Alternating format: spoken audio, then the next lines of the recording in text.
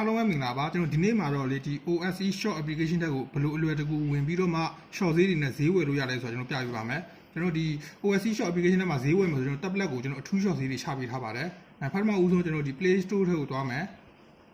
ပြီးရင်ကျွန်တော်ဒီ search ဆိုတဲ့နေရာမှာကျွန်တော်တို့ OSE ဆိုပြီးတော့ရိုက်ချမယ်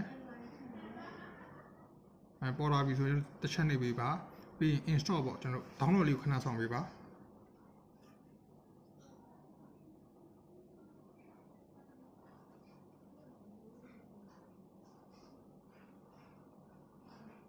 တောင်းပြီးတော့ဆိုကျွန်တော်ဒီ open လေးနဲ့เนาะကျွန်တော်ဒီ OSE short application တွေကိုဝင်မယ်ဒီလိုပေါ်လာပြီဆိုရင်ကျွန်တော်ဒီအပြရောင်းနဲ့ပေါ့เนาะဒီ asset လေးကိုတစ်ချက်ရွေးပေးပါ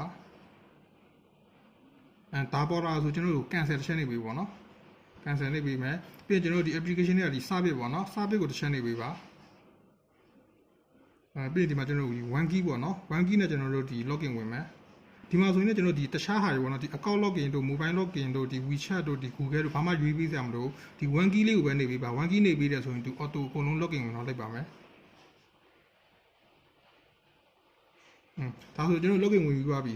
login ဝင်ပြီးသွားပြီဆိုရင်ကျွန်တော်ဒီဈေးဝယ်ချင်တဲ့ဘာညာဆိုရင်ကျွန်တော်တို့ဒီ short ဈေးဘာညာနဲ့ဝယ်ချင်တယ်ဆိုရင်ကျွန်တော်ဒီ service တက်ကိုသွားပါတော့ပြီးရင်ဒီမှာကိုဖုန်းနံပါတ်တစ်ချက်ပို့ပြီးပေါ့3996635566ဒီလိုမျိုးပေါ့နော်ဒီကိုယ့်ရဲ့ဖုန်းနံပါတ်ကိုဒီကနေတစ်ချက်ပို့ပေးရဆိုရင်ကျွန်တော်တို့ရုံးဘက်ကနေပြီးတော့ကျွန်တော်တို့ဒီဖုန်းဆက်ပြီးတော့မှလိုအပ်တဲ့ပစ္စည်းရဲ့ဝယ်ချင်တဲ့ပစ္စည်းရဲ့ကိုshort ဈေးရတဲ့ဟာနဲ့ကျွန်တော်ပြန်ပြီးတော့ဆက်တော်ပေးပါမယ်